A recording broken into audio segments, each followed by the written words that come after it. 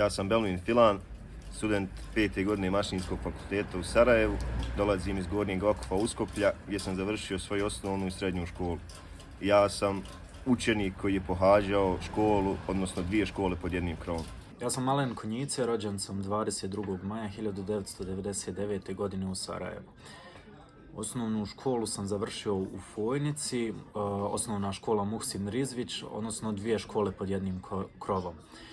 Jedna je bila po bosanskom planu i programu Muhsin Rizvić, a druga po hrvatskom planu i programu, to je Ivan Goran Kovačić. Ja sam Haris Vukojević, imam 17 godina, drugi sam razred srednje škole i ja idem u jednu školu od 2 škole pod jednim krovom. Ja sam Ismir Velem, imam 18 godina i dolazim iz Gornjeg Vakufa Uskoplja. Moje neko iskustvo iz 2 škole pod jednim krovom, odnosno iz te jedne koju sam ja pohađao, je onako dosta specifično i zanimljivo. Valjda je to zato što smo tako navikli. Navikli smo da smo podijeljeni po nečemu. Bilo to dio grada, čaršije, sela, ne znam, nija čega više.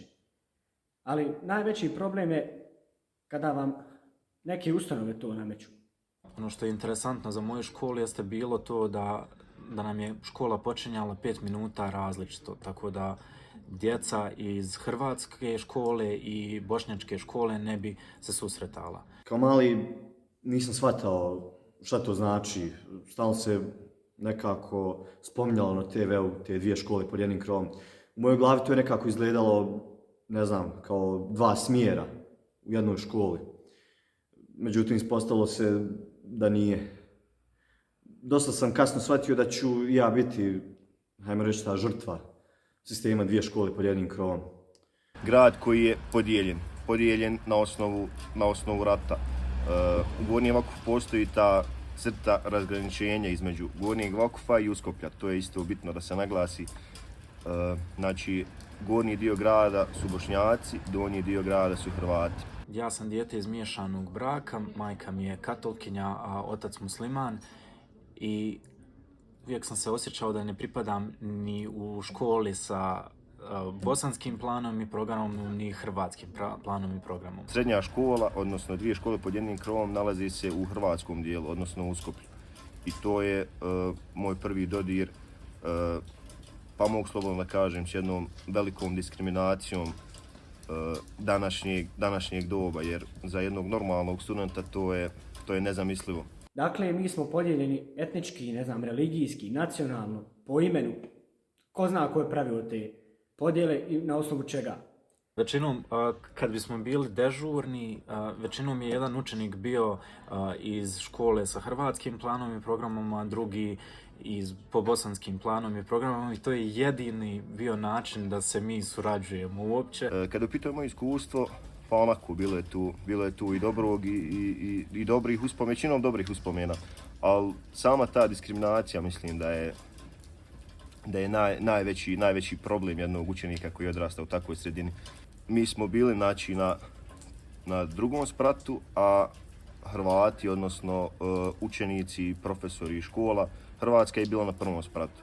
Imali smo jedinu poveznicu, smo imali dežurnog učenika, odnosno 2 dežurna učenika koja su bila na ulazu u školu. Ta podjela na Bošnjake i Hrvate koja zapravo ne treba postojati, jer po meni je to jako apsurdno da dijelimo išta.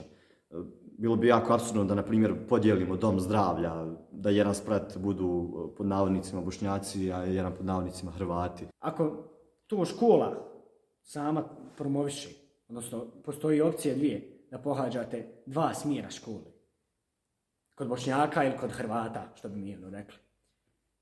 Šta možemo naučiti pozitivno iz toga? Šta djeca mogu naučiti pozitivno iz toga?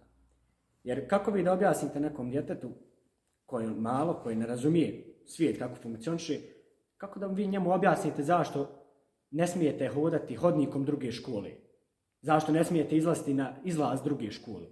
Kada je to u suštini sve jedna ustanova, jedna zgrada. Nikad se ne bismo družili u školi, nego su se svi družili van škole ili prije škole bi se nalazili, družili se, išli na kafe zajedno, ali škola nije dozvoljavala da imamo zajedno druženja na odmorima, zato što je odmor bio svaki pomjeren 5 minuta između svakog. Tako kad bi nama završio odmor, 5 minuta poslije završetka našeg odmora bi krenuo u hrvatskoj školi veliki odmor. Ja sam imao priliku više puta da budem dežurni i imao sam priliku da razmijenim iskustvo iz škole sa učenikom hrvatske nacionalnosti.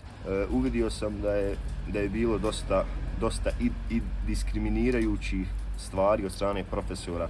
U samom razgovoru, znači, meni su ti učenici priznavali da njih profesori uče, da ih bukvalno uče kako da mrze. Mislim da postoje određene osobe kojima ovo paše. Postoje ljudi neki koji nas hoće podijeliti, jer kada dijele, lakše vladaju. A oni nikad nisu imali zvono, nego samo su čekali sat, gledali na sat. Učenik nisu toliko diskriminirali učenike, odnosno nisu se međusobno diskriminirali Bošnjaci i Hrvati, nego su to većinom radili profesori.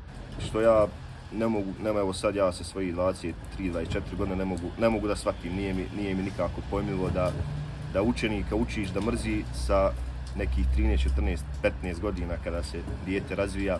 Imali smo različite čistačice, sve smo imali različito, ko da smo... Isto, ne znam, isto Indijanci. Dva različita plemena u jednoj zgradi. Često čujem od svojih kolega onako da izjavljuju neke priče koje su im se desile na tim hodnicima, na tim nekim famoznim stepenicama, gdje su prošli hodnikom druge škole samo da bi izašli na vrata. I oko toga se digla onako čitava neka frka. Zabranjeno je bilo bukvalno i da pozdravimo čak profesore. Nije zabranjeno, nego jednostavno takva je ta energija neka vladala. Zapravo moja škola je bila 3 škole pod jednim krovom. Bile su 2 osnovne škole i 1 srednja škola.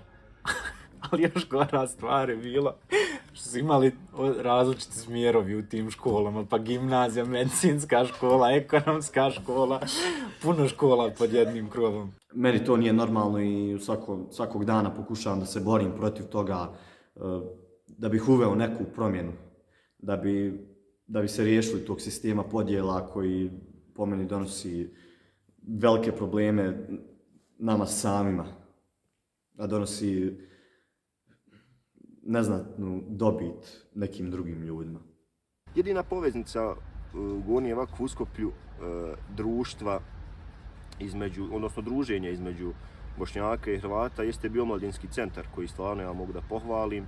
I onda nekako sam tek shvatio koliko je zapravo nenormalna situacija u Fojnici kad sam došao u srednju školu u Sarajevo. I meni je bilo čudo kako svi različitih nacionalnosti idu u istu školu. Pa moja neka poruka da ne gledaju na diskriminaciju, da smo mi ljudi, znači ove države, da ne gledaju na vjersku, odnosno etničku pripadnost, da ne slušaju ako je profesor, jer dijete sa 13-14 godina može da skonta kad je neko, da kažem, nacionalistički nastrojen. Naravno, dosta tu dolazi odgoj, ali da ne ispoljava tu neku nacionalnost, da više budemo Bosanci i Hercegovci nego u stvari Bošnjaci, Hrvati i Srbi. Da više budemo Bosanci i Hercegovci, da volimo mjesto gdje smo rođeni, da se družimo sa svojim komšijama.